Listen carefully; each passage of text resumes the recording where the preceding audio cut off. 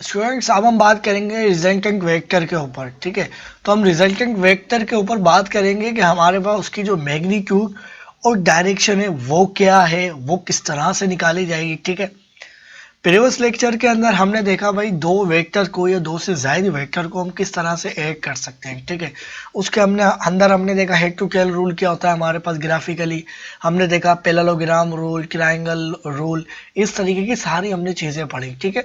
मगर हमने एक प्रॉपर वे नहीं देखा कि किस तरह जब दो वेक्टर ऐड होते हैं, अब रिजल्टेंट वेक्टर क्या होता है, जब दो वेक्टर ऐड होते हैं तो उनको मिलाने से एक वेक्टर बनता है जो कि रिजल्टेंट वेक्टर कहलाता है। अब जब जाहिर सी बात है जब रिजल्टेंट वेक्टर बनेगा तो उसकी मैग्नीट्यूड भी बनेगी और डायरेक्शन भी बनेगी, तो वो किस तरह से निकालेंगे, ठीक है ना।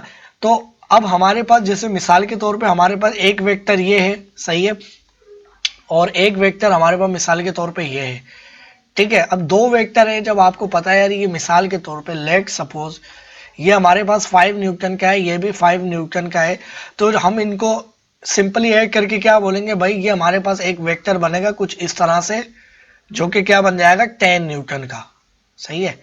ये हमारे पास 10 न्यूटन का वेक्टर बन जाएगा, इसको सिंपली ऐड कर लेंगे। हमें पता है यार इसकी मैग्नीट्यूड, अगर ये कोई लेंथ वेक्टर है, मिसाल के तौर पे मीटर है, ये मीटर है, कोई हमारे पास एक डिस्प्लेसमेंट जो होता है डायरेक्ट डिस्टेंस, वो हमारे पास वेक्टर क्वांटिटी होती है, मैं बता रहा हूँ आपको, ठीक है। तो अगर हमारे पास ये मीटर है और ये भी मीटर है तो हमें पता है यार ये सिंपली क्या आ जाएगी 10 मीटर आ जाएगी। क्यों? क्योंकि हमारे पास जब दो वेक्टर की सेम डायरेक्शन होती है तो उनकी मैग्नीट्यूड की जो सम करके लेंथ आती है वही आ जाती है, ठीक है। मगर जब हमारे पास वेक्टर, अगर ये वाला जो वेक्टर था स्टूडेंट्स, ये वेक्टर इस तरह से होता तो अब हमारे पास क्या लेंथ 10 न्यूटन की आती, हरगिज नहीं।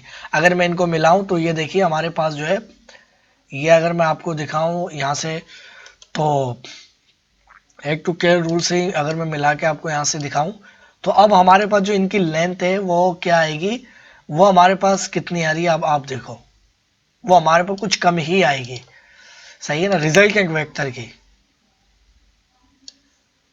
ये लाइक इस तरह से। तो हमारे पास ये जो लेंथ आएगी वो अब हमारे पास 10 मीटर की नहीं आएगी, सही है, वो हमारे पास 10 मीटर की नहीं आएगी, कुछ कम ही आएगी, ठीक है। तो ये हमारे पास क्या होता है, जब सेम डायरेक्शन में होते तो उनकी मैग्नीट्यूड ऐड कर लो, जब सेम डायरेक्शन में नहीं होंगे दो वेक्टर तो फिर उनका जो रिजल्टेंट वेक्टर हम निकालेंगे उसकी मैग्नीट्यूड किस तरह से फाइंड आउट कर पाएंगे, हेड टू टेल रूल के मुताबिक नहीं, उसकी मैग्नीट्यूड मैथमेटिकली, सही है, या ज्योमेट्रिक वे से, सही है, यानी ये इस तरह से और एक वेक्टर जो है इस तरह से, सही है।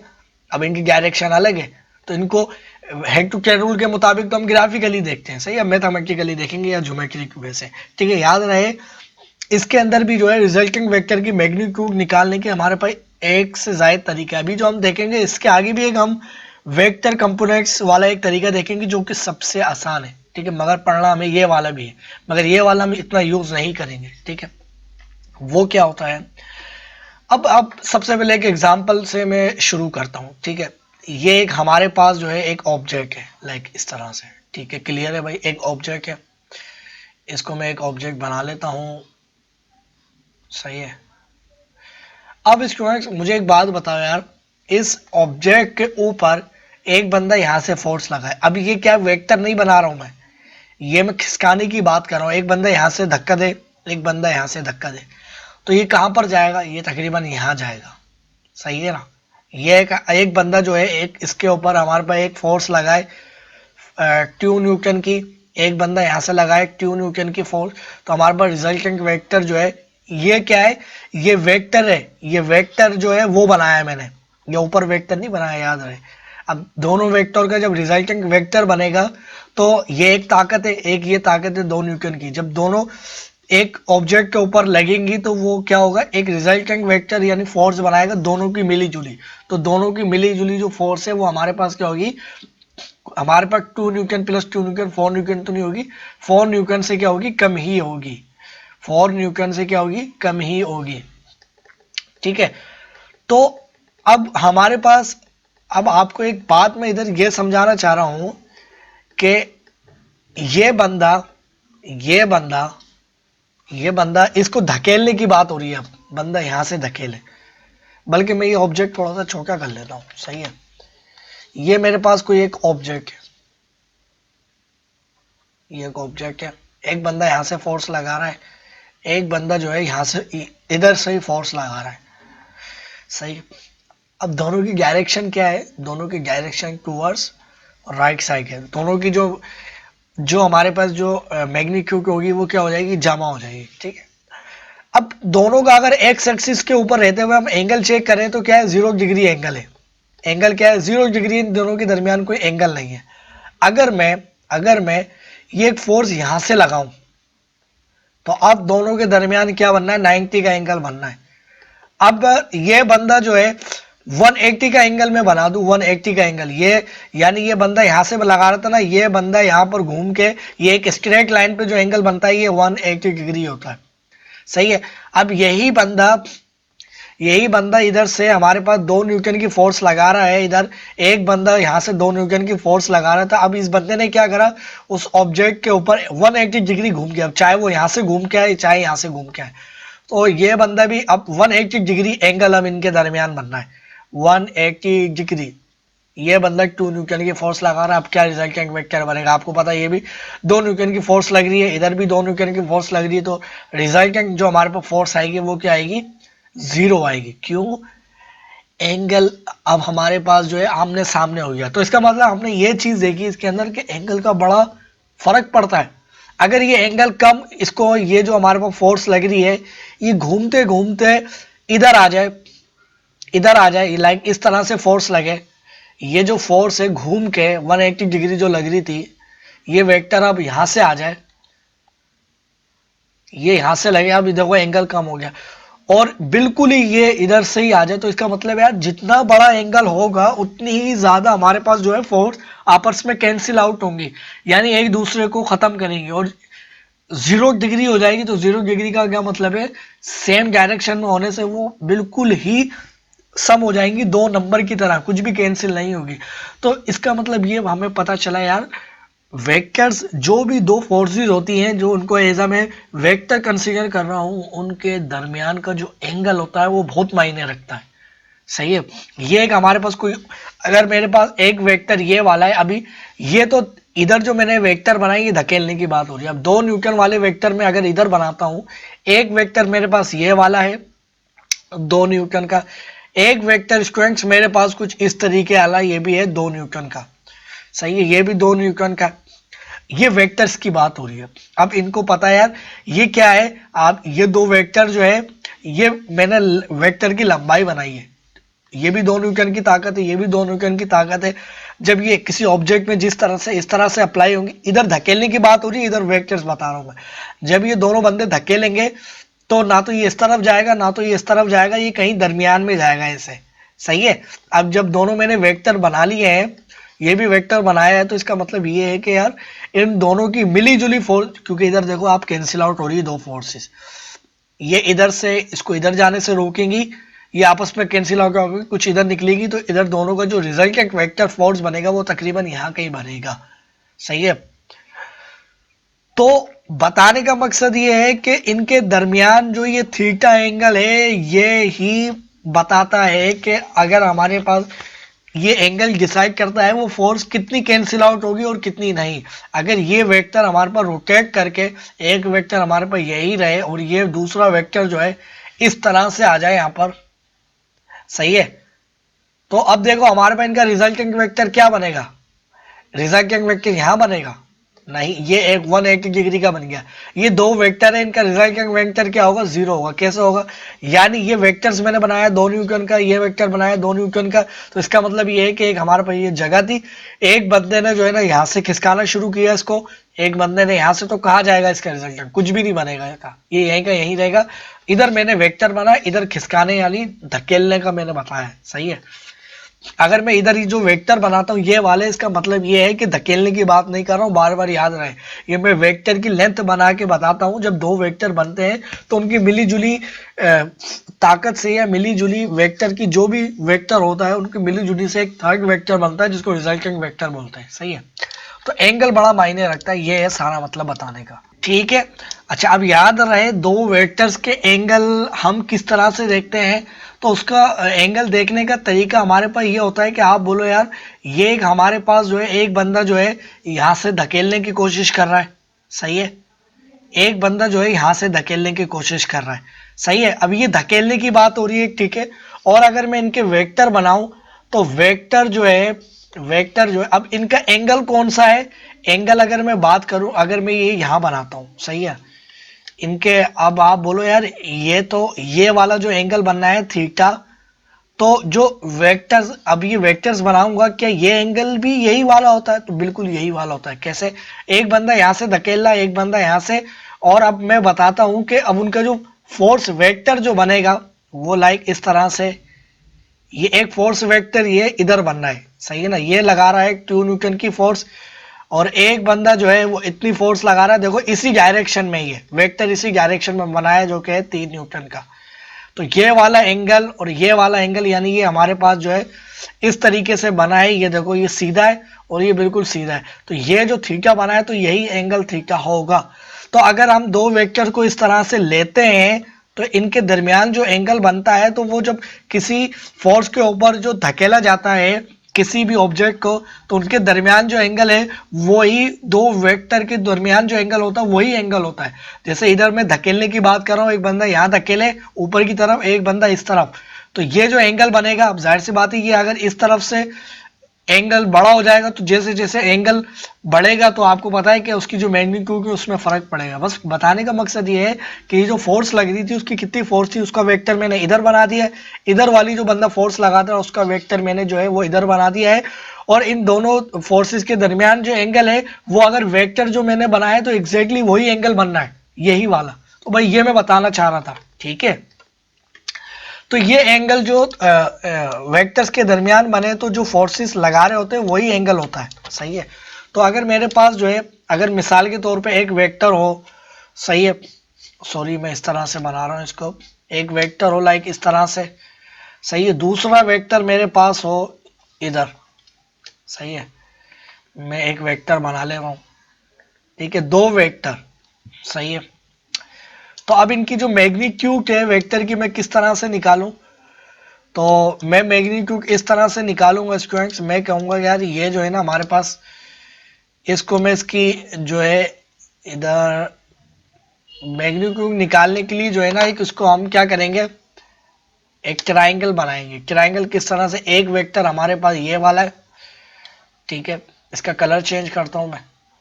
एक वेक्टर हमारे पास ये ऊपर वाला है, सही है ना। ये मेरे पास ए वेक्टर है, ये मेरे पास बी वेक्टर है, सही है। तो मुझे ए वेक्टर प्लस बी वेक्टर निकालना है, ठीक है। और याद रहे मुझे बता देता है वो बंदा अपना, बल्कि मैं इसको ऐसे मानता हूं। अब मुझे एंगल, ये एंगल भी मायने रखता है, सही है ना। ये एंगल थीटा है, इनके दरमियान एंगल पता होना चाहिए। एक बंदा किसी ऑब्जेक्ट पर फोर्स लगा रहा है, एक बंदा यहाँ से लगा रहा है, एक बंदा यहाँ से लगा रहा है, तो इन दोनों के दरमियान का एंगल पता होना चाहिए, क्योंकि एंगल ही डिसाइड करेगा वो ऑब्जेक्ट किधर जाएगा, सही है। और यही वाला एंगल ये वेक्टर के दरमियान वाला एंगल है, सही है। ये याद रहे आपको बात। तो ये एंगल जो है हमें पता है यार, ये थीटा कोई एंगल बनना है, सही है। ये क्या बनना है, थीटा एंगल, ये थीटा एंगल बनना है। अब स्टूडेंट्स हमारे पास ये जब दो वेक्टर बन गए, सही है ना, इनको थोड़ा सा मैं थोड़ा कम कर लेता हूँ, ठीक है। अब स्टूडेंट्स हमें पता है यार हमें ए प्लस बी निकालना है, तो हमें एंगल को तो पता है भाई एंगल थीटा बनना है इनके दरमियान, सही है। क्योंकि हमें पता होगा भाई वो दूसरा बंदा जो है वो किस तरह से क्या एंगल बना के फोर्स लगा रहा है, ठीक है।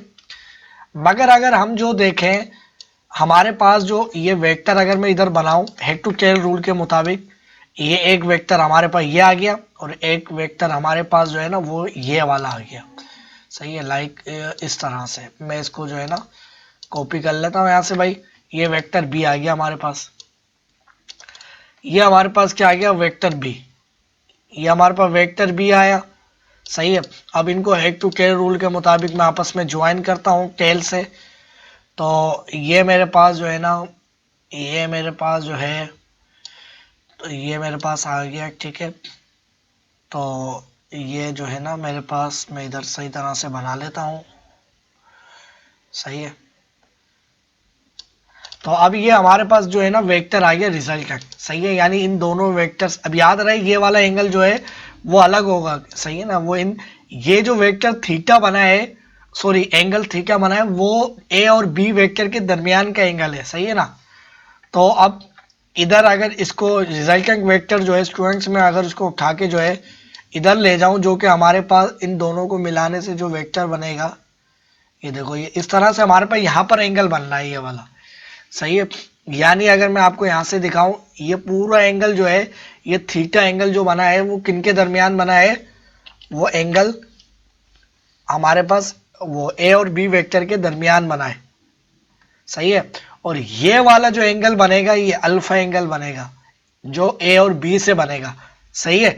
या आप इसको एंगल बीटा बोल लो, जो कि हमारे पास बी वेक्टर से उसके दरमियान बनेगा, सही है ना। दोनों ये हमारे पास क्या है, दोनों की तरफ एंगल बनाएगा। अब हमें जो है ना थीटा एंगल मालूम होगा भाई वो असल में किस तरफ फोर्स लगा रहा है, ठीक है। अब मैं क्या करता हूँ, ये जो हमारे पास साइड है इसको एक्सटेंड कर लेता हूँ, और मैं मजीद एक्सटेंड कर लेता हूँ, ठीक है। इसको मैं क्या करता हूँ, मजीद एक्सटेंड करता हूँ, लाइक इस तरह से, सही है। ये एक्सटेंड कर ली मैंने।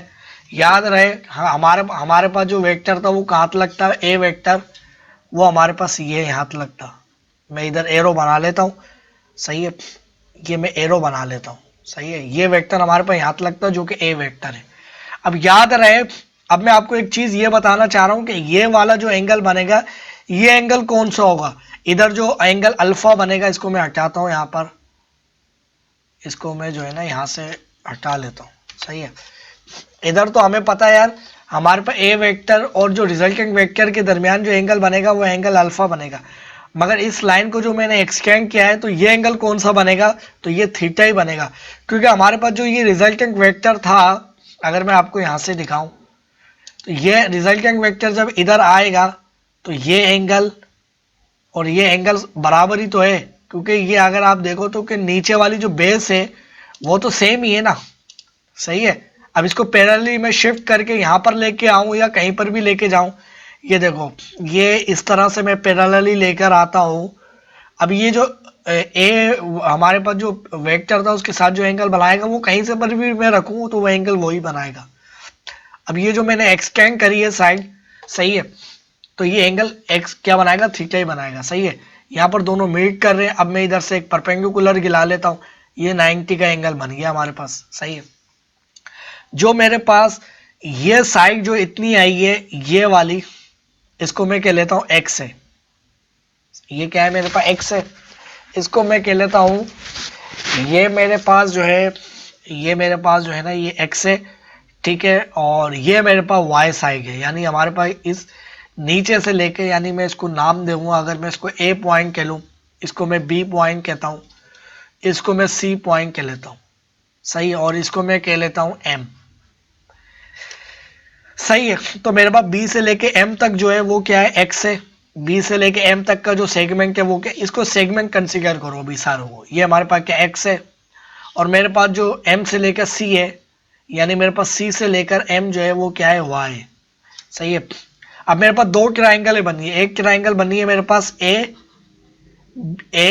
बी नहीं सॉरी ए एम और सी, यानी ये पूरी ट्राइंगल ये वाली, सही है।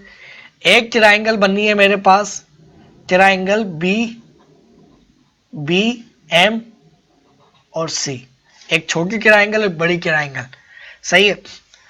अब स्टूडेंट्स मेरे पास जो है, मैं सबसे पहले क्या करता हूँ, छोटी ट्राइंगल से बात करता हूँ। मुझे क्योंकि एक्स और वाई की वैल्यू निकालनी है, बल्कि एक्स और वाई की वैल्यू नहीं, मुझे तो आर निकालना है। मैं आर निकालना, भाई आर किस तरह से निकालूंगा, मैं बड़े वाली ट्राइंगल कंसीडर करूंगा, यानी ए एम सी। तो पाइथागोरस थ्योरम लगाऊंगा तो मेरे पास क्या आ जाएगा, मेरे पास आर आ जाएगा। तो आर में लगाऊंगा तो आर का square is equal to base क्या है हमारे पास, ए से लेके एम जो है वो बेस है, ए से लेकर जो एम है वो क्या है, बेस है, इसका स्क्वायर होगा। प्लस हमारे पास परपेंडिकुलर क्या है, एम से लेकर सी है, तो इसका क्या होगा, स्क्वायर होगा। तो R is equal to by A M किसके बराबर है, तो मेरे पास ए एम बराबर है स्टूडेंट्स, ए एम हमारे पास बराबर किसके है, ए के। यानी ये वाली जो लेंथ है ए से लेकर बी ए, तो मैं बोलूंगा ए प्लस एक्स के बराबर है।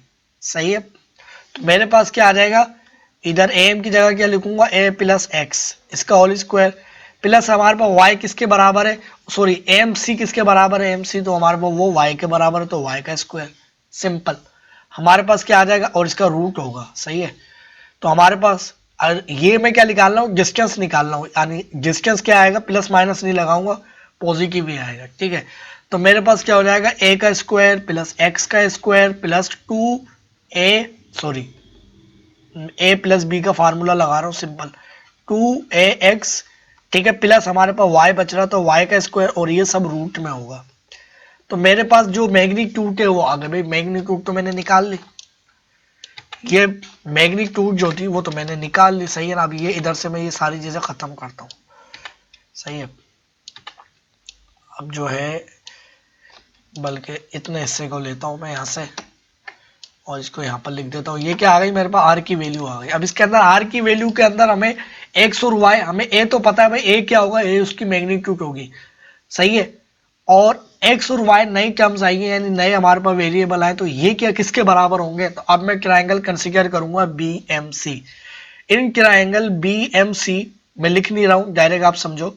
अगर मैं लिखूं यार, हमारे पास ये जो थीटा एंगल होगा, थीटा साइन थीटा की अगर मैं बात करूं, sine theta is equal to किसके बराबर होगा, तो ये साइन थीटा हमारे पास बराबर होगा परपेंडिकुलर। तो परपेंडिकुलर हमारे पास क्या है, वाई, जो वाई क्या है, हाइपोटेन्यूज। तो हाइपोटेन्यूज हमारे पास क्या है, ये बी है, बी वेक्टर हाइपोटेन्यूज है, ये बी वेक्टर तो है, ये वाला, ये ऊपर देखो यही वाला तो वेक्टर है बी, तो ये बी वेक्टर है। तो हमारे पास क्या आ जाएगा, डिवाइडेड बाय बी वेक्टर, यानी बी की लेंथ। अगर मैं कोस थीटा की बात करूं, तो cos theta is equal to हमारे पास बेस ओवर, तो बेस क्या है हमारे पास, एक्स है, एक्स ओवर और क्या है हमारे पास, हाइपोटेन्यूज बी है, तो बी आ गया। अगर मुझे एक्स और वाई निकालना हो तो मैं बी उधर ले जाऊंगा, इसमें भी बी उधर ले जाऊंगा, तो मेरे पास क्या हो जाएगा, B sine theta is equal to Y. सही है, और हमारे पास B cos theta is equal to X, X और वाई की वैल्यू भी निकल के आ गई, cos थीटा, और ये b cos theta is equal to किसके बराबर आया, x के, और हमारे पास b sin theta is equal to y। सही है, ये हमारे पास आ गई वैल्यूज। मैं अभी इनको खत्म कर देता हूँ। मैं इनके अंदर r की जो हमारे पास जो इसके अंदर आया है, यानी हमारे पास r is equal to root हमारे पास a स्क्वायर प्लस हमारे पास क्या है, एक्स की जगह क्या लिखूंगा भाई, एक्स की जगह लिखूंगा मैं बी कोस थीटा का इसका स्क्वायर प्लस 2a, क्या है भाई हमारे पास, a जो है हमारे पास a ही है भाई, और x क्या है हमारे पास, b कोस थीटा प्लस हमारे पास y क्या है हमारे पास, b स्क्वायर, और हमारे पास क्या है, साइन थीटा इसका स्क्वायर। ठीक है, अब ये हमारे पास जाहिर सी बात है, ये मैंने होल स्क्वायर लगाया है, तो आपको पता है बी मल्टीप्लाई हो रहा है किसके साथ, कोस के साथ, तो ये आपके पास जो है ना, बल्कि इनको मैं ब्रैकेट में ही लिखता हूँ, बल्कि मैं क्या करता हूँ, ब्रैकेट में ही लिखता हूँ, इसको ब्रैकेट में लिखा, इसका होल स्क्वायर, इसका होल स्क्वायर। सही है, अब मेरे पास क्या हो जाएगा, R is equal to root, मैं रूट बाद में लगाऊंगा। सही ना, सही, हमारे पास हो जाएगा ए स्क्वायर। ठीक है, फिर हमारे पास क्या हो जाएगा, बी स्क्वायर। ठीक है, और हमारे पास क्या हो जाएगा, कोस थीटा का होल स्क्वायर। ठीक है, फिर हमारे पास प्लस क्या हो जाएगा, ये वाली टर्म में पहले लिखता हूँ, ठीक है ना, बी स्क्वायर। ठीक है, फिर हमारे पास हो जाएगा साइन थीटा का होल स्क्वायर। ठीक है, प्लस हमारे पास क्या हो जाएगा, 2ab, और ये कोस थीटा। ठीक है, अब आपको पता है यार, ये वाली जो टर्म्स है इसके अंदर b कॉमन है, अगर मैं b कॉमन ले लेता हूं इनमें से, अगर मैं b कॉमन लेता हूं तो हमारे पास क्या हो जाएगा, हमारे पास हो जाएगा a स्क्वायर प्लस हमारे पास b स्क्वायर। अगर मैं कॉमन ले लेता हूं दोनों के अंदर से, तो b बाहर आ जाएगा, तो अंदर हमारे पास बचेगा कोस थीटा प्लस हमारे पास साइन थीटा, और इनका स्क्वायर है। सही है, प्लस हमारे पास आ जाएगा 2ab, और ये आ जाएगा कोस थीटा। आपको पता है cos theta square plus sine theta square is equal to 1, तो ये 1 के बराबर है। ये हमारे पास क्या है, cos theta square plus sine theta square trigonometry identity है हमारे पास, sine theta square cos theta square is equal to 1 होता है हमारे पास, ठीक है। तो ये हमारे पास किसके बराबर आ गई 1, तो हमारे पास आ गया ए स्क्वायर। अभी किस तरह से ये होता है ए स्क्वायर प्लस बी, आपको सारा पता होना चाहिए, ठीक है ना। अगर नहीं भी पता तो आप मान लो मैं बता रहा हूँ, अगर इसका प्रूफ देखना है तो मेरे लेक्चर मौजूद है, आप देख लीजिए, सही है। तो हमारे पास क्या आ गया बी स्क्वायर, अब जाहिर से पता है 1 बचा है तो 1 से मल्टीप्लाई होकर बी स्क्वायर ही आ जाएगा, ठीक है। फिर हमारे पास आ जाएगा प्लस 2ab कोस थीटा, सही है। और ये सब क्या था, रूट में था, सही है, ये सब था रूट में। तो r की वैल्यू तो हमारे पास आ गई। ये r जो है स्टूडेंट्स हमारे पास किसके बराबर आया है, तो r हमारे पास बराबर आया है root A square plus B square plus 2ab, और ये क्या आ गया कोस थीटा, सही है, इसके बराबर आई है। यहां से जो है ये r की वैल्यू ये वाली जो आई थी इसको खत्म कर लो भले से, हमारे पास एक्चुअल वैल्यू आ गई, सही है, हमारे पास एक्चुअल वैल्यू जो है वो आ गई है। तो स्टूडेंट्स जब भी हमें क्या करना हो, हमें जो है स्टूडेंट्स ए और हमें रिजल्टेंट वेक्टर निकालना हो, तो हम क्या करेंगे, जो उसकी मैग्नीट्यूड होगी उसका स्क्वायर, फिर दूसरे वेक्टर की मैग्नीट्यूड, ठीक है, फिर हम प्लस क्या करेंगे 2ab उसको मल्टीप्लाई करवाएंगे कोस थीटा के साथ। कोस थीटा कौन सा, जो उन दोनों वेक्टर्स के दरमियान एंगल बन रहा है, वो दोनों बंदे किस एंगल बना के फोर्स लगा रहे हैं, ठीक है। तो हमारे पास क्या आ जाएगा, हमारे पास जो है हमारे पास क्या आ जाएगा, हमारे पास आ जाएगा ये उसकी मैग्नीट्यूड आ जाएगी रिजल्टेंट वेक्टर की, ठीक है। अब मैं इधर से आपको एक एग्जांपल लेकर दिखाता हूं, सही है ना। बल्कि सबसे पहले जो है ना, अब मैं आपको ये बताऊं यार, जो रिजल्टेंट वेक्टर आएगा वो एंगल क्या बनाएगा, वो अगर कोई वेक्टर आता है, सही है ना, अगर वो इस तरह से फोर्स लगती है दो, तो हमारे पास रिजल्टेंट वेक्टर और हम जो उस ए वेक्टर कुछ मान रहे हैं जिसको ए वेक्टर, इसको हमने ए वेक्टर माना, तो उसके दरमियान वो एंगल क्या बनाएगा, एंगल अल्फा बनाएगा। वो किस तरह से निकालेंगे, तो हम किस तरह से निकालेंगे, तो हम बोलेंगे यार ये हमारे पास पूरी एक ट्राइंगल बननी है ना, यानी ए एम सी। तो in triangle A M C के अंदर हम जो अगर हम टेन से देखेंगे, क्योंकि हमारे पास ये वाई क्या है परपेंडिकुलर है, और ए से लेके एम तक जो क्या है वो हमारे पास क्या है गिवन है, ठीक है। तो अगर आप जो है इस तरह से निकालना चाहते हैं y को रखकर या इसको रखकर, तो आप दोनों तरीके से निकाल सकते हैं। r आपको पता है, सही है ना, तो r अगर हम क्या कहते हैं y डिवाइडेड बाय, अगर हम साइन थीटा देखेंगे y डिवाइडेड बाय r करेंगे तो इतनी बड़ी बड़ी वैल्यू लिखना पड़ेगी। तो अगर हम जो है टेन थीटा लगाते हैं, टेन अल्फा, तो हमारे पास टेन अल्फा किसके बराबर हो जाएगा, तो tan alpha is equal to y divided by हमारे पास क्या हो जाएगा a प्लस एक्स, तो हमारे पास ये वाला एंगल आ जाएगा, सही है ना। अब आपको y और उसके अंदर वैल्यू पुट करनी है x की, तो आपके पास आपका आंसर आ जाएगा। तो आपके पास जो है एंगल जो है angle alpha is equal to y किसके बराबर है, तो स्टूडेंट्स y हमारे पास बराबर है b साइन थीटा के, डिवाइडेड बाय a किसके बराबर है, तो a के ही बराबर है जो भी वेक्टर होगा, प्लस हमारे पास y क्या आ रहा है x, तो x किसके बराबर है b कोस थीटा के, तो b कोस थीटा, तो इससे हम उसके एंगल भी बना लेंगे, ठीक है। अब ये तो हमने निकाल लिया, मैं आपको एक प्रैक्टिकल एग्जांपल आपको दूं तो आपको बात जो है बेहतर समझ में आए मैं क्या बात करना चाह रहा हूं। आप बोले यार मैंने आपको बात ये बताई थी, अगर मैं इसको कॉपी करके ऊपर ले जाऊं, ये मैंने रिजल्ट निकाले हैं, और ये दो वेक्टर्स या दो से ज्यादा वेक्टर्स की मैग्नीट्यूड निकालने का मुश्किल वे है, सही है ना। ये इतना आसान नहीं है ये तरीका, ये मैं बता दूं, ठीक है। इसके लिए हम अलग मेथड देखेंगे, एक और मेथड है, वो हम सारी अपनी जो भी हम फिजिक्स या कुछ भी पढ़ेंगे उसमें वही तरीका अप्लाई करेंगे, और ज्यादातर वही इस्तेमाल होता है, सही है ना। ये दो वेक्टर्स के लिए तो काफी, अगर तीन वेक्टर हो जाए तो फिर बहुत मुश्किल हो जाएगी आपको, ठीक है। अच्छा सबसे पहले का आपको मैं एग्जांपल ये देना चाह रहा था, मैंने ये बताया था यार ये कोई ऑब्जेक्ट है, एक बंदा यहाँ से फोर्स लगाए, एक बंदा यहीं से फोर्स लगाए, तो दोनों फोर्स क्या हो जाएंगे, डबल हो जाएंगे, सही है ना।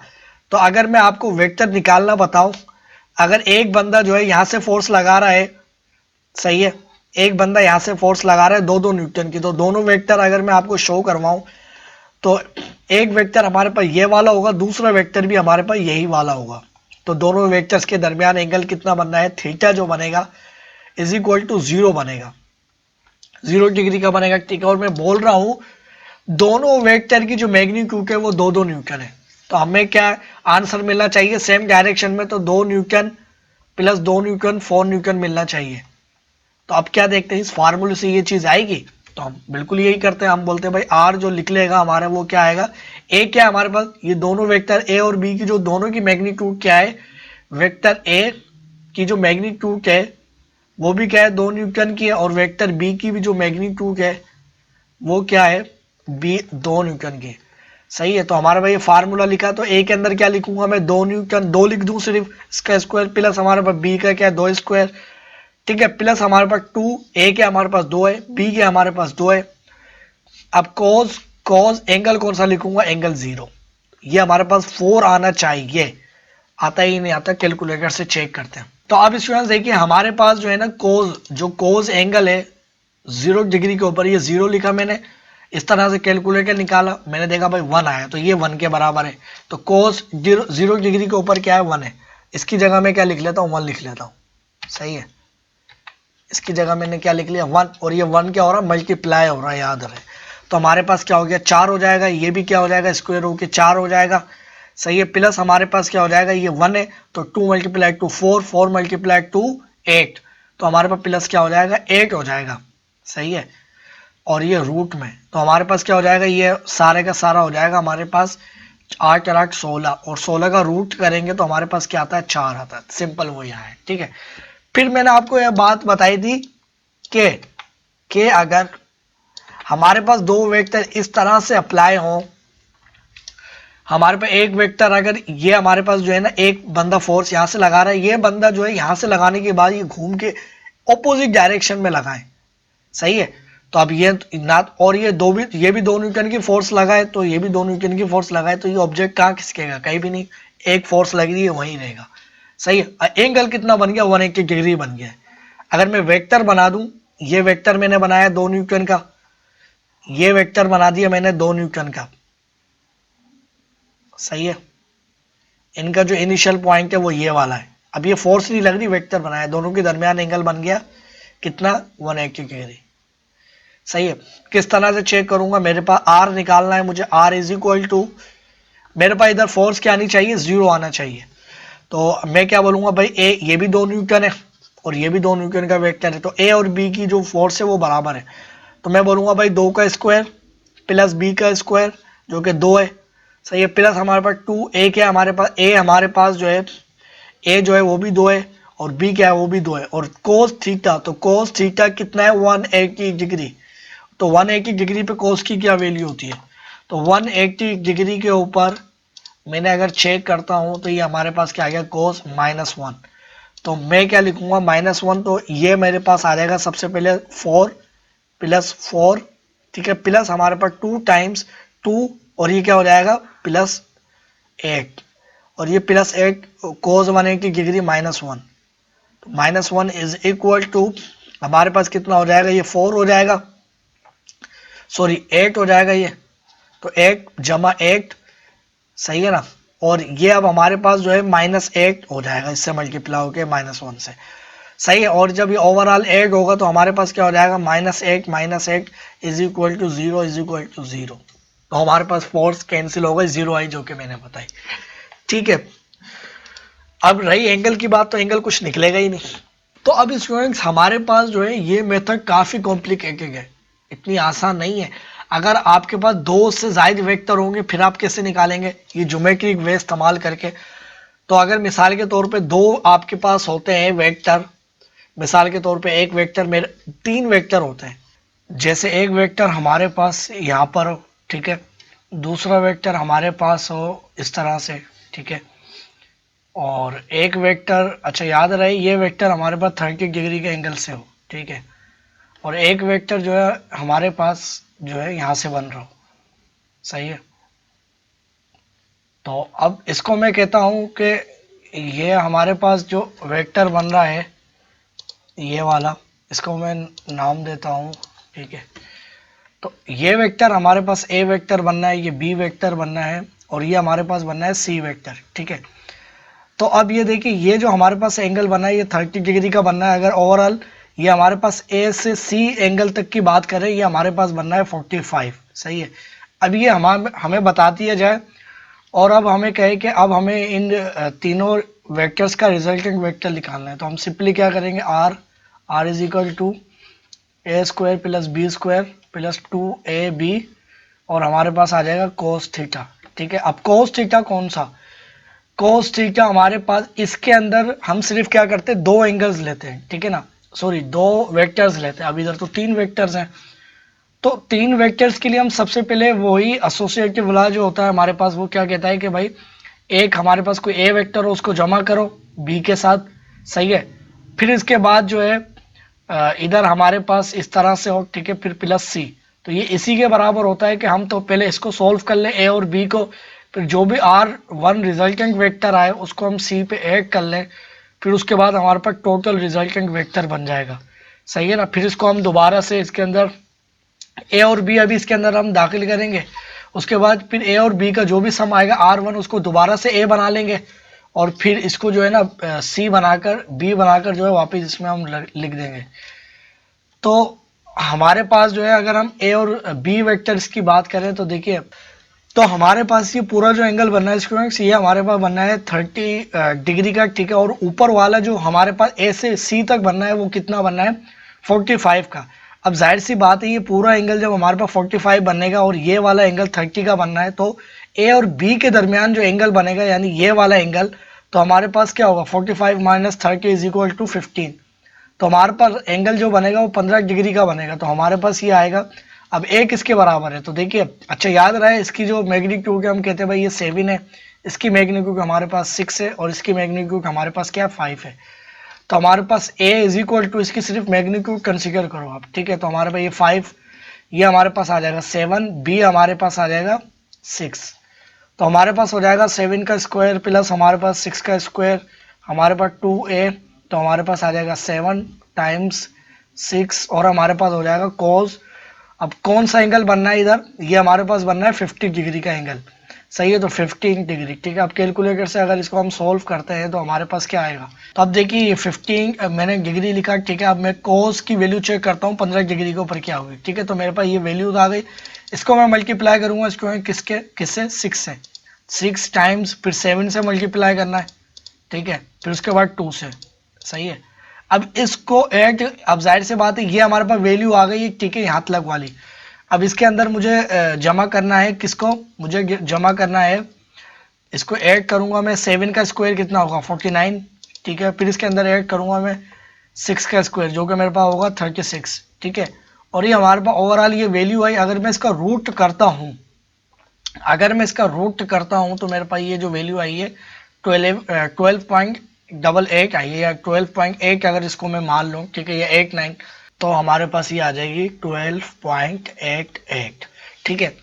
अब स्टूडेंट्स हमारे पास ये जो मैग्नीट्यूड आई है ये किस हमारे पास जो आई है वेक्टर की आई है, ठीक है ना, ये हमारे पास आई है। मैं आपको बताऊं मैंने किन दो वेक्टर्स को लिया है, ए और बी, मैंने अभी क्या करा है, ए और बी वेक्टर लिया है, सही है, जिसका हमारे पास रिजल्टेंट क्या आया, आर आया है, सही है। अगर मैं यहाँ से कॉपी कर लूँ, इस वेक्टर को भी मैं यहाँ पर लेकर आ जाऊँ, ठीक है, और इस वाले वेक्टर को भी लेके आ जाऊँ कॉपी करके यहाँ पर, तो ये मेरे पास दो वेक्टर्स थे, ठीक है, और इनको मैंने इस तरीके से लिया, लाइक यहाँ से अगर मैं आपको जो है ना चेंज कर कर दिखाऊं, तो ये एक वेक्टर मेरे पास लाइक इस तरह से आया है, ठीक है, और एक वेक्टर जो है ना मेरे पास ये वाला है, सही है।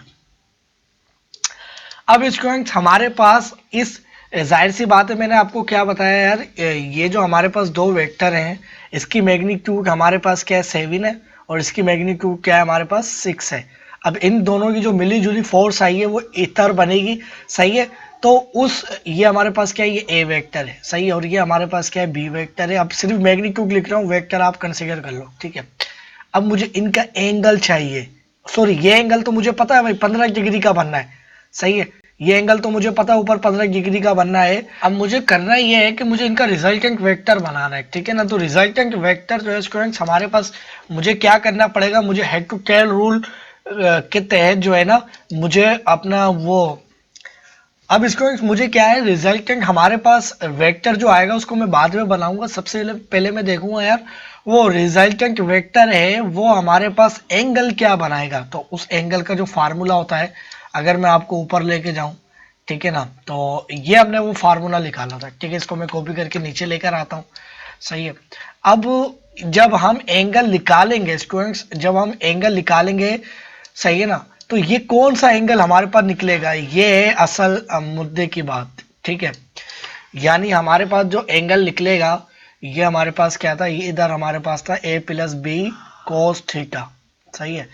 अब स्टूडेंट्स हमारे पास ये एंगल तो हमें पता है भाई, ये जो साइन थीटा और ये हमारे पास थीटा एंगल है जो कि 15 डिग्री डालना है। ये कौन सा एंगल निकलेगा, ये वो एंगल निकलेगा जो रिजल्टेंट वेक्टर हमारे पास आएगा, लाइक इस तरह से। अभी वो एग्जैक्टली क्या आएगा हेक्टोकेर रूल के मुताबिक मैं आपको दिखाऊंगा, सही है। तो जो ये एंगल, जो ये वेक्टर आएगा रिजल्टेंट, वो कितना बड़ा है मुझे नहीं पता अभी, ठीक है। वो एंगल हमारे पास जो ए के साथ बनाएगा, किसके साथ, ए के साथ, एंगल बिटवीन, ये जो एंगल निकालेगा जिसको हमने ए रखा, अब ए मैंने इसमें किसको रखा है, इस वाले को रखा है। तो ये वाला जो एंगल होगा ऊपर वाला, बी के साथ भी बनना है और एक ए के साथ भी बनना है, तो ये अल्फा एंगल हमारे पास ये वाला होगा, ठीक है। तो मैं हेड टू टेल रूल इस तरह से मिलाता हूं कि मेरे पास जो है ना कौन सा एंगल होगा, इसको बल्कि जो है ना मैं हेड टू टेल रूल से इसको यहाँ पर लेके आता हूँ, सही है ना। यानी मेरे पास जो ये एंगल बनेगा लाइक इस तरह से, इसको मैं बल्कि और नीचे लेके आता हूँ इस चीज़ को, ठीक है, ताकि मेरे पास एंगल जो है ना वो सही बने, सही है। इसको मैं यहाँ लेकर आया। अब रिजल्टेंट वेक्टर अगर मैं बनाऊँ यहाँ पर, सही है, रिजल्टेंट वेक्टर हमारे पास जो होगा, तो आप देखिए स्टूडेंट्स, ये जो हमारे पास वेक्टर आया है, ये हमारे पास क्या आया है, रिजल्टेंट वेक्टर आया है, ठीक है। ये हमारे पास क्या आ गया, रिजल्टेंट वेक्टर आ गया। और ये वाला जो एंगल है स्टूडेंट्स, ये वाला ऊपर की जानिब जो एंगल बनना है, ये हमारे पास बनना है एंगल, ये अल्फा एंगल है। अब अल्फा एंगल हम किस तरह से निकालेंगे, याद रहे कि सबसे पहले जो है, सबसे पहले अगर मैं इसको रिजल्टेंट के तौर पर इसको दूसरे कलर से शो करवाऊँ, तो मेरे पास ये है रिजल्टेंट वेक्टर, ठीक है ना। यानी मेरे पास ये ए वेक्टर था, ए वेक्टर इज इक्वल टू 7, सही है, इसके सिर्फ मैग्नीट्यूड लिख रहा हूँ मैं। और ये B vector is equal to 6 था। तो मेरे पास क्या आया, मेरे पास कितने वेक्टर थे, मेरे पास थे ए 3 वेक्टर थे, ए बी और मेरे पास सी वेक्टर थे। तो मैंने ए प्लस बी तो कर लिया है, सही है, ए वेक्टर प्लस बी वेक्टर, और ये मेरे पास कोई R1 रिजल्टेंट वेक्टर आया है, सही है। तो इसको जो है मैं मैं कह लेता हूँ R1, ये मेरे पास है इज इक्वल टू R1, सही है। अब R1 के साथ मैं क्या करूंगा, R1 जो वेक्टर आएगा उसको C के साथ मैं ऐड करूंगा, तो मेरे पास टोटल रिजल्टेंट वेक्टर आ जाएगा, सही है ना। तो ये मेरे पास आ गया वेक्टर, ठीक है। अब जो है ना मेरे पास इसको मैं निकालूंगा, पहले तो जो है ना मैं एंगल देख लूं, हमारे पास एंगल बिटवीन कौन सा, एंगल बिटवीन, ये बिटवीन का मैंने सिंबल लिखा, बिटवीन ए वेक्टर एंड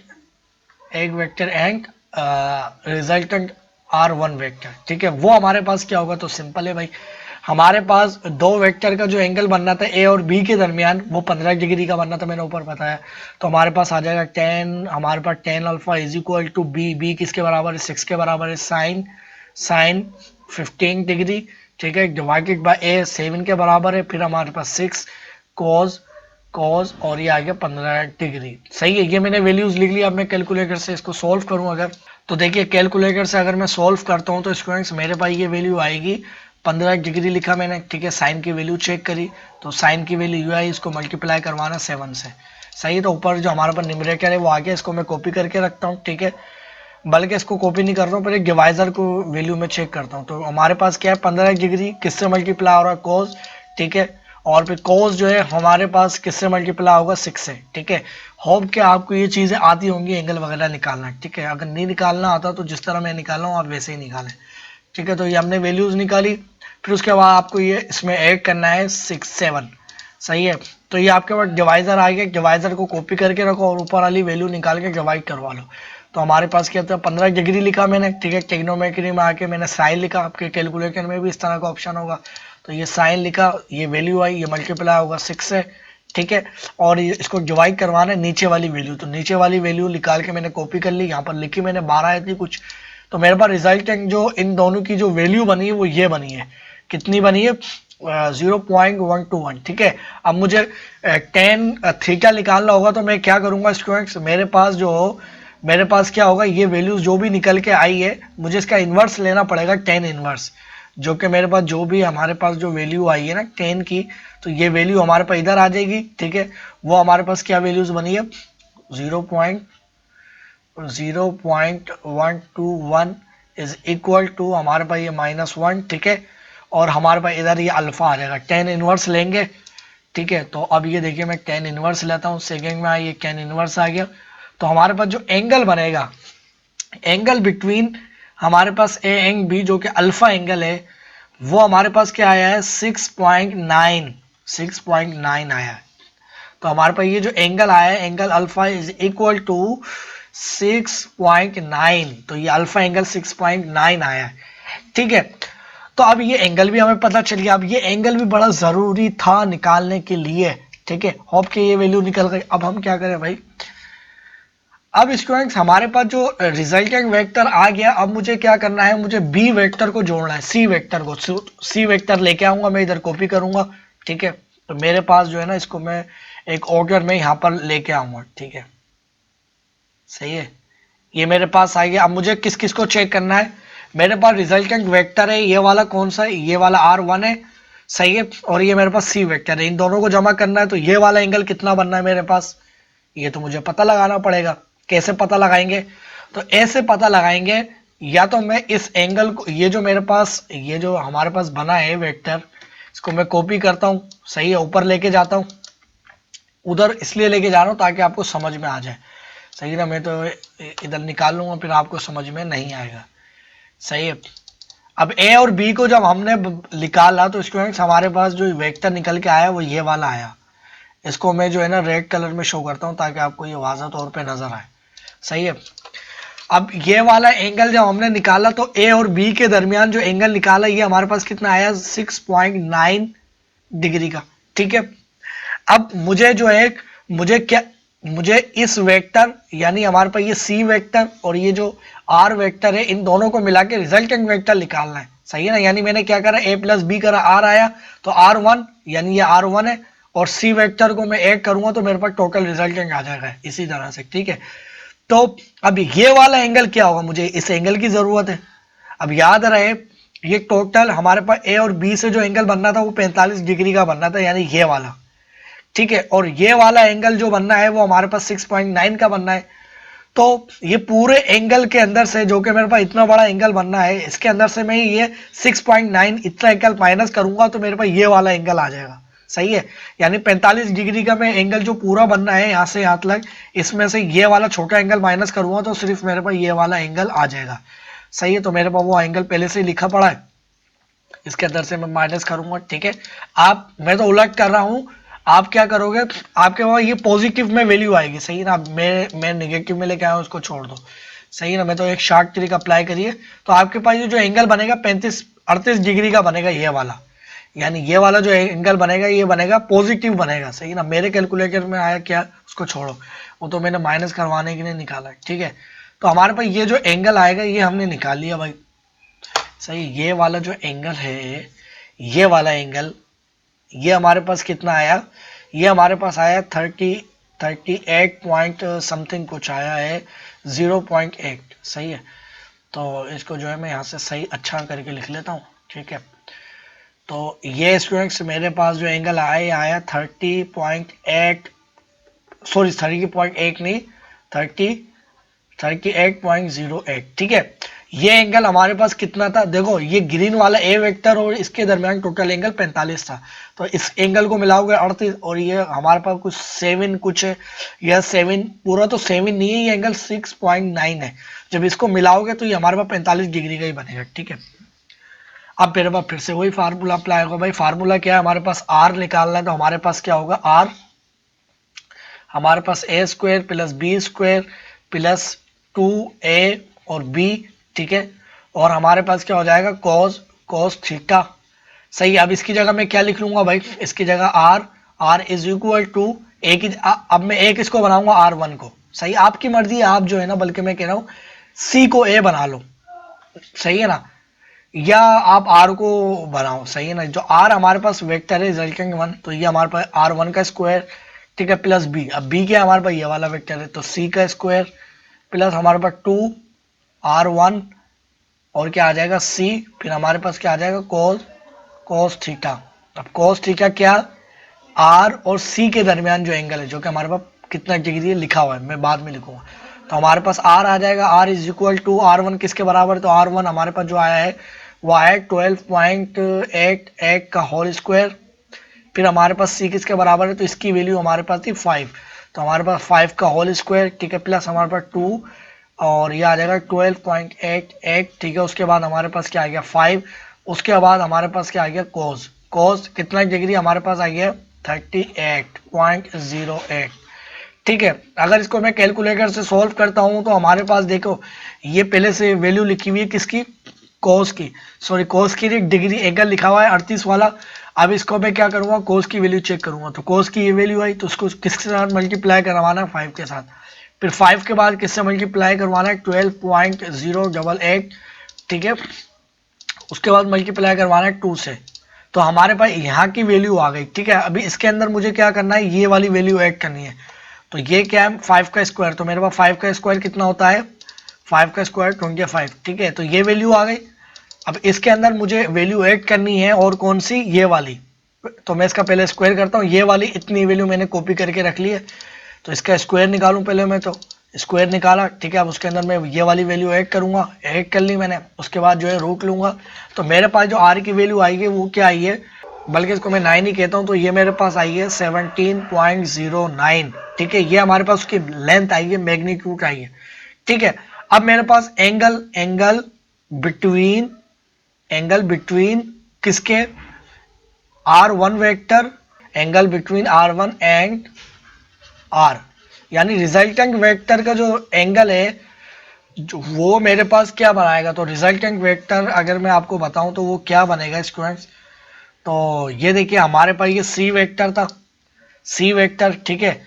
अब इस वाले जो रिजल्टेंट वेक्टर आया है इसको आप क्या करोगे, सिंपल इसकी टेल से जोड़ दोगे, ऐसा ही करते हैं ना हम, इसकी टेल से जोड़ोगे, ये हमने टेल से जोड़ दिया, फिर डायरेक्ट आप क्या करोगे, बल्कि जो है ना, बल्कि इस सब को जो है ना मैं कॉपी कर लेता हूँ यहाँ पर, बल्कि जो है इसको मैं यहाँ पर रखता हूँ वापस, सही है। उसके बाद एक और मैं ले लेता हूँ यहाँ पर, सही है ना। तो ये मैं आपको रिजल्टेंट वेक्टर बताना चाह रहा हूँ क्या आएगा, सही है। ये हमारे पास लाइक इस तरह से आ गया, फिर एक वेक्टर मैंने यहाँ से लिया, ठीक है। ये वेक्टर मैंने यहाँ से लेने के बाद जो है इसको यहाँ पर ज्वाइन कर लिया, ठीक है। इसका कलर मैं रेड कर लेता हूँ, ये टोटल रिजल्टेंट वेक्टर आया हमारे पास। तो स्टूडेंट्स ये देखो, ये हमारे पास था R1 वेक्टर था और ये हमारे पास C वेक्टर था, इन दोनों को मिलाया तो ये R वेक्टर आ गया, ठीक है। अब ये जो एंगल की मैं बात कर रहा हूं भाई, angle between R and R1, यानी इसके दरमियान ये वाला एंगल क्या आएगा, अब ये वाला भी निकाल सकते हो, इजी है, कोई मसला नहीं है, मगर ये वाला एंगल क्या आएगा हम इसको भी जरा देख लेते हैं। तो इस वैल्यू के लिए आपके पास जो थीटा है वो क्या है, वो आपके पास है 38 डिग्री का, तो आप क्या करोगे, simple tan theta tan beta, इस एंगल को कह लो बीटा है आपके पास, tan beta is equal to B, B क्या आपके पास इस केस में सी था, तो सी मल्टीप्लाई साइन अल्फा, जो कि आपके पास 38 डिग्री का है, सही है। अल्फा नहीं, सॉरी अल्फा नहीं, ये साइन थीटा कह लो, बल्कि इसको साइन थीटा डिवाइडेड बाय आपके पास फिर क्या है, ए आपने किसको बनाया था R1 को ऊपर, प्लस आपके पास बी क्या था सी था, और क्या हो जाएगा कोस थीटा, ठीक है। अब आप वैल्यू चेक करो तो हमारे पास सी है 5 है, ठीक है, और कोस थीटा हमारे पास क्या है कोस 38.08 डिग्री डिवाइडेड बाय हमारे पास आ जाएगा R1, तो R1 की वैल्यू क्या थी हमारे पास 12.88, ठीक है, प्लस हमारे पास सी की वैल्यू 5 थी, तो ये मल्टीप्लाई हो रही है कोस 38.08। अगर इसकी वैल्यू चेक करूं तो सिंपली हमारे पास जो एंगल है, सबसे पहले मैं एंगल देखता हूं, तो हमारे पास क्या आ गया 38.08, इसकी मुझे वैल्यू देखनी है कोस की, तो कोस की वैल्यू देखी, इसको मल्टीप्लाई करवाया 5 से, ठीक है, ये 5 से मल्टीप्लाई मैंने करवाया तो ये वैल्यू आई, ठीक है। अब डिनोमिनेटर निकालना है मुझे, तो डिनोमिनेटर निकालने के लिए मेरे पास क्या होगा 38 38.08 डिग्री एंगल मैंने लिखा, फिर उसके बाद साइन की वैल्यू, सॉरी कोस की वैल्यू चेक करते हैं। तो 38.08 इधर पे आया ट्रिग्नोमेट्री में, कोस की वैल्यू चेक करी, कोस की ये वैल्यू है, इसको मल्टीप्लाई करवाना है 5 से, फिर इसको अंदर जमा करना है 12.88। सही है, तो ये डिनोमिनेटर आ गया, डिनोमिनेटर को कॉपी कर लेता हूँ, ऊपर वाली वैल्यू निकाल के इसको डिवाइड करवा लूंगा। सही है, तो मेरे पास आ गया कोस क्या भाई 38, ऊपर की वैल्यू निकाल रहा हूँ 38.08, ये कोस की सॉरी साइन की सॉरी ऊपर साइन की वैल्यू निकालनी है।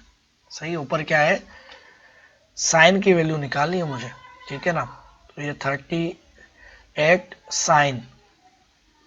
साइन की, ठीक है 38 लिखा, ये मैंने साइन की वैल्यू लिखी, इसको मल्टीप्लाई करवाया 5 से, ठीक है, और फिर इसको डिवाइड करवाना है, जो हमने नीचे की वैल्यू निकाली थी जो कि 16 आई थी, डिवाइड करवाया तो मेरे पास ये वैल्यू आई। 10 का इनवर्स लूंगा, 10 इनवर्स लूंगा तो मेरे पास जो एंगल बनेगा वो 10 डिग्री का बन रहा है, जो कि मुझे लग भी रहा है। अगर आप देखो यार, ये वाला जो एंगल था ये 6.9 यानी 7 था तकरीबन, ये एंगल बी का उससे बड़ा था, थोड़ा बड़ा था, तो देखो ये 10 का है, 10 डिग्री और कितना है 0.39 सही है ना, 39 आया है। सही है, तो ये हमारे पास जो स्टूडेंट्स वेक्टर आया ओवरऑल ये आया है रेड वाला, ठीक है। अब अगर मैं तीनों वेक्टर्स को ए बी सी को अगर मैं डायरेक्टली ज्वाइन करूं, सही है ना, जो हमारे पास वेक्टर आएगा इस वेक्टर को खत्म करो, ठीक है, इस वाले को, और ये तीनों वेक्टर को अगर मैं 8 to 10 रूल के मुताबिक मैं बनाता हूं तो मेरे पास ये जो रेड रिजल्टेंट आर आया है टोटल यही बनेगा। अगर मैं यहाँ पर लेके आऊं इन सबको, तो स्टूडेंट्स देखिए ये मेरे पास जो एंगल जो हमारे पास तीनों वेक्टर आ रहे थे, ये ए वेक्टर था, ये बी वेक्टर था और ये सी वेक्टर था, अगर इनको मैं हेड टू टेल रूल के मुताबिक जोड़ूं, सही है ना, ये इसको मैं नीचे रखता हूँ यहाँ पर, ये ताकि हमारी आसानी हो, ठीक है। उसके बाद जो है स्टूडेंट्स हमारे पास ये वेक्टर जो है ये 30 डिग्री का एंगल बना रहा था इसके साथ, इसको मैं इसकी टेल से ज्वाइन कर लेता हूँ, ठीक है ना, इसकी हेड से ज्वाइन करता हूँ, तो ये देखो, ठीक है। अब याद रही ये जो एंगल बना रहा है ये हमारे पास कितना ही बना रहा है, ये 30 डिग्री वाला ही बना रहा है जो कि हमारे पास पहले बना रहा था। सही है, उसके बाद जो है स्टूडेंट्स हमारे पास ये इसकी मैं इसको टेल से ज्वाइन करता हूँ यहाँ पर, ठीक है, तो ये भी हमारे पास जो एंगल बना रहा है स्टूडेंट्स, सही है, ये हमारे पास कितना एंगल बनाएगा, ये हमारे पास 45 डिग्री का ही बनाएगा। सही है ना, क्योंकि हमारे पास ये जो 45 डिग्री का ही बना रहा था ये एंगल, सही है ना, ये तो पैरेलल है। तो अगर मैं इनको डायरेक्ट जो मैंने रिजल्टेंट वेक्टर बनाया है जो कि मेरे पास इस तरह से आया, अगर मैं इसको कॉपी करके इधर लेकर आता हूँ, सही है ना, तो हमारे पास यही एंगल आना चाहिए। सही है ना, तो ये देखो यही एंगल नहीं, सॉरी, ये मेरे पास जो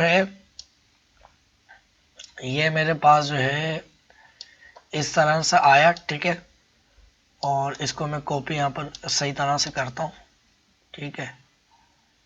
तो ये देखो स्टूडेंट्स हमारे पास एग्जैक्टली वही वेक्टर बनना है जिस तरह से हमने बात करी थी यार, कि हम अगर इसको मिलाएंगे तो हमारे पास ये आर रिजल्टेंट वेक्टर बना है। ये कितना टफ मेथड है ये सब निकालने की नहीं, ये हमें सिर्फ 2 डायमेंशन के अंदर बात करी है, अभी 3 डायमेंशन के अंदर में इसकी पोजीशन के ऊपर बात करता।